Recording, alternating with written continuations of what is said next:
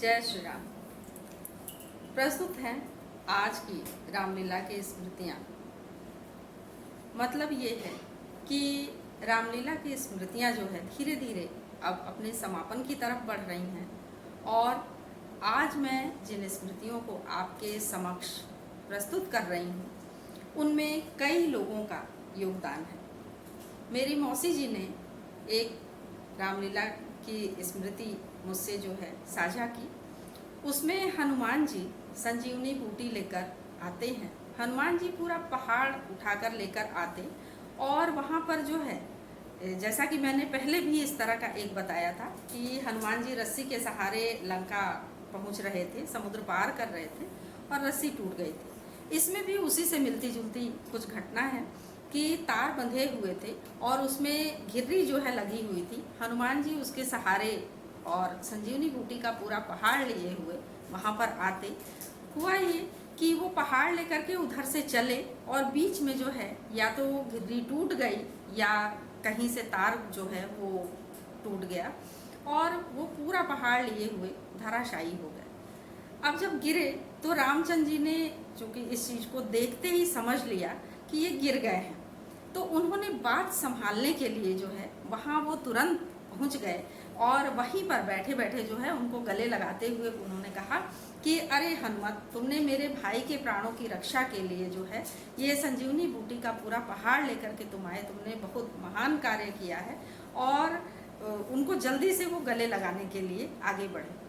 अब हनुमान जी बेचारे एक तो दर्द से बिलबिला रहे थे, ऊपर से रामचंद्र जी का ये जो है इतना लंबा चौड़ा डायलॉग उनके समझ में कम आया और उन्होंने उनको परे हटाते हुए कहा कि ये लक्ष्मण को बूटी बाद में चटाना, पहले जो है मेरे दर्द का इलाज करो तुम लोग और ये बताओ कि ये लगवाया किसने था, कि इतना कमज़ोर लगाया गया था कि ये खुद से ही टूट गया। तो वहाँ पर जो है अभी तो ये सोचा जा रहा था कि रामचंद्र जी जो है हनुमान जी के सामने ये डायलॉग बोल रहे थे कि तुम जल्दी संजीवनी बूटी लेकर आए, मेरे लक्ष्मण के प्राण जो है बच जाएंगे, और यहाँ उल्टा हनुमान जी जो है उनसे लड़ने भिड़ने पर आमादा हो गए थे।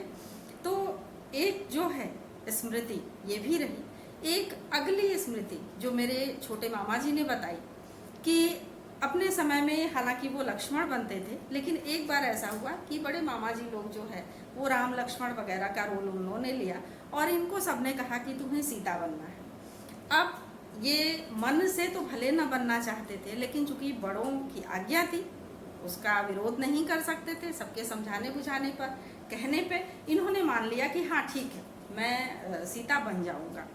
अब सीता बना करके इनको दशहरे वाले दिन जो है अशोक वाटिका जो बनाई गई थी वहाँ इनको बिठा दिया गया। बाकी लोग जो है दूसरी तरफ जो रामलीला मैदान था वहाँ राम रावण युद्ध वगैरह चल रहा था, तो उधर की तरफ जो पूरा पुरुष वर्ग था, लड़के वगैरह थे, तो वो युद्ध देखने के लिए उधर जाते थे और स्त्रियां लड़कियां वगैरह जो हैं वो जहाँ सीता जी बिठाई जाती थी उधर की तरफ वो लोग आते थे, मेला देख के आते थे। चाहे मेला देखने के लिए अभी नहीं गए हैं, लेकिन सबसे पहले वो उधर की तरफ दर्शन करने आते थे। बड़ी श्रद्धा होती थी गाँव के लोगों में सीता जी के प्रति कि इतनी पतिव्रता नारी जो है और ये यहाँ बैठी है बिना कुछ खाए पिए, रावण के जो है कब्जे में हैं ये, और वहाँ कुछ राक्षसियाँ वगैरह बिठाई जाती थी बना करके। तो गांव की स्त्रियाँ जो है बड़ी चूँकि इमोशनल होती हैं, इन दृश्यों को लेकर के वो लोग काफ़ी जो है दुखी हो जाती थी कि सीता जी ने सुबह से कुछ नहीं खाया होगा और काफ़ी भूखी होंगी ये वो।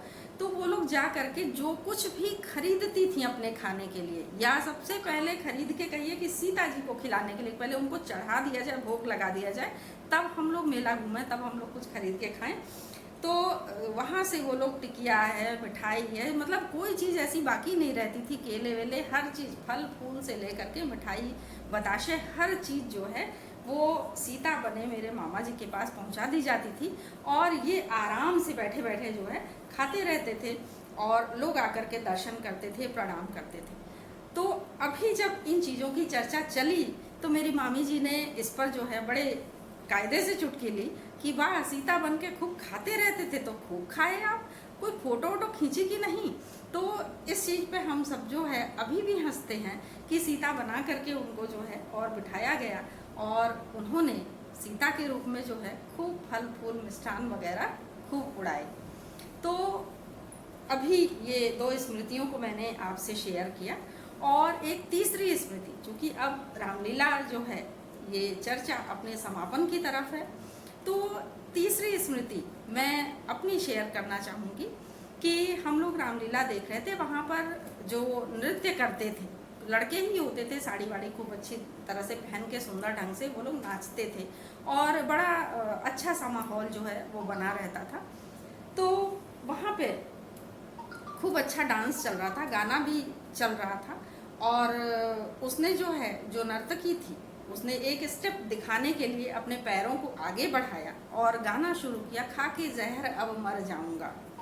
और ये कहते हुए जैसे उसने पैर आगे बढ़ाया तो पैरों में उसकी हवाई चप्पल जो है खूब घिसी सी एक हवाई चप्पल उसने पहन रखी थी। वो देख करके बाकी गाने की लाइनें, उसका डांस, ये सब जो है दिमाग से हम छोटे बच्चों के निकल गया।